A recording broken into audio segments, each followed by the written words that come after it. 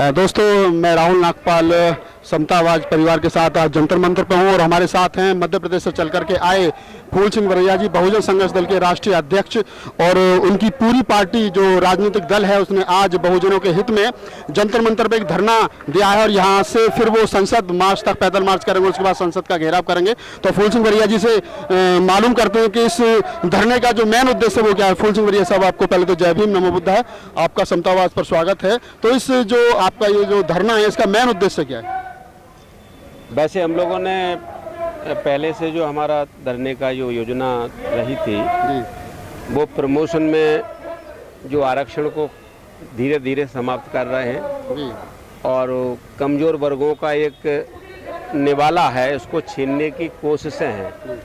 इसको लेकर के हम लोगों ने आंदोलन का पूरी तरह से मन बनाया, वो भी है। लेकिन अब पहला हमारा बिंदु बन गया है गुजरात में ऊना की घटना। जी, जी। उस घटना को हम निंदा तो करते ही हैं, उस घटना को लेकर के हम देश भर में जन जागरण अभियान चलाएंगे। और आज हम ये कहने आए हैं कि आज़ादी से आज तक इस schedule caste tribe, OBC, most OBC, ये वर्ग को एक जानवर के बराबर भी आज नहीं समझा है। 25 नवंबर 1949 को बाबा साहेब अम्बेडकर ने जो संविधान लिखा था उसमें एक लाइन है बड़ी मोटी सी, 1 मैन 1 वोट 1 वैल्यू। हर वर्ग की एक कीमत होनी चाहिए, लेकिन आज़ादी से आज तक जानवर के बराबर कीमत नहीं है। ये शर्मनाक बात है, इसका हम विरोध करने के लिए आए हैं। ये बड़े मुद्दे हैं, इसके साथ साथ और भी मुद्दा है, मनरेगा का है। शेड्यूल कास्ट एक्ट में सारी महंगाई बढ़ गई, लेकिन शेड्यूल कास्ट ट्राइब का आदमी जब मर जाता है उसकी महंगाई नहीं बढ़ी।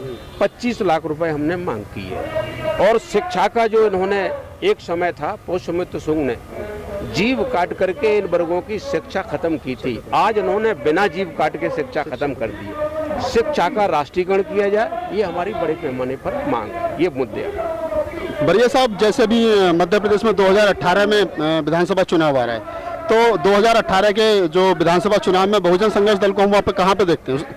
अभी आपको हो सकता है कि अभी समझ में ना आए कि देश एक प्रकार से आज मीडिया युक्त देश हो गया है।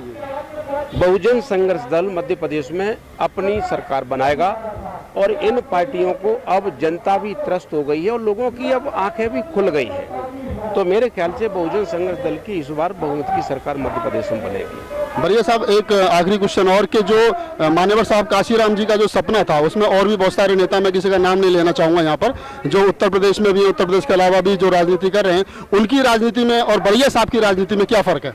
मैं कांशीराम जी का वो शिष्य हूँ जिनके बताए मार्ग पर मैं चला था अक्षरशः। बाबा साहेब अम्बेडकर की जो आइडियोलॉजी थी, कांशीराम साहब उसको पूरा करना चाहते थे, उसको किसी भी प्रकार से लोगों ने रोक दिया। फूल सिंह बरैया कांशीराम जी के सपने को पूरा करेंगे। बरैया साहब, एक सवाल आता है कि बहुजन हिताय बहुजन सुखाय, तथागत बुद्ध से लेकर के और मान्यवर साहब काशीराम तक एक ये नारा दिया जाता है, लेकिन कुछ नेताओं ने इसको बहुजन हिताय बहुजन सुखाय को बदल करके सर्वजन हिताय सर्वजन सुखाय कर दिया, अर्थात भेड़ और शेर को एक ही घाट पानी पिलाने की कोशिश की जा रही है। इसके बारे में आप क्या कहेंगे? बाबा साहेब अम्बेडकर आइडियोलॉजी के खिलाफ में जो धोखा है, दगा है, गद्दारी है, मेरे ख्याल से ये काम मायावती जी ने किया है, उनको नहीं करना चाहिए था। आज वो अपने भले के लिए आइडियोलॉजी को कुचल करके आगे बढ़ना चाहती हैं। इससे बड़ा पाप धरती पर दूसरा नहीं हो सकता है। और मैं ये भी बता दूं कि कोई इंसान सूर पर थूकने की अगर कोशिश करेगा तो थूक उसी के चेहरे पर पड़ेगा। मायावती जी अगर सर्वजन की बात कर रही हैं, धरती पर बहुजन की लहर है। आज भारत का पहचान बुद्ध से है, भारत की पहचान सर्वजन के लोगों से नहीं है। ये मैं आपको बताना चाहता हूँ। इसलिए ज़्यादा इसके बारे में सोचना इसलिए नहीं है कि मायावती जी ने खुल करके कह दिया है कि वो मनुवादी पार्टी कैसी पार्टी उन्होंने बनाना चाहती है, उन्होंने बना दी। बहुजन समाज पार्टी में बुद्ध से लेकर के कांशीराम तक का एक भी सिद्धांत उसमें नहीं है।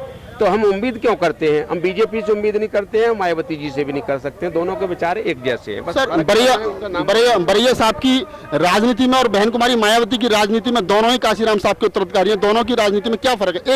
एक वाक्य में अगर खत्म किया जाए। कांशीराम जी कहा करते थे कि उत्तर प्रदेश में मेरी सरकार चलती है तो मध्य प्रदेश में मेरा मिशन चलता है। ये फर्क है। तो ये थे फूल सिंह बरैया जी हमारे साथ समतावाद के लिए। बहुत बहुत धन्यवाद। जय भीम, नमो बुद्ध।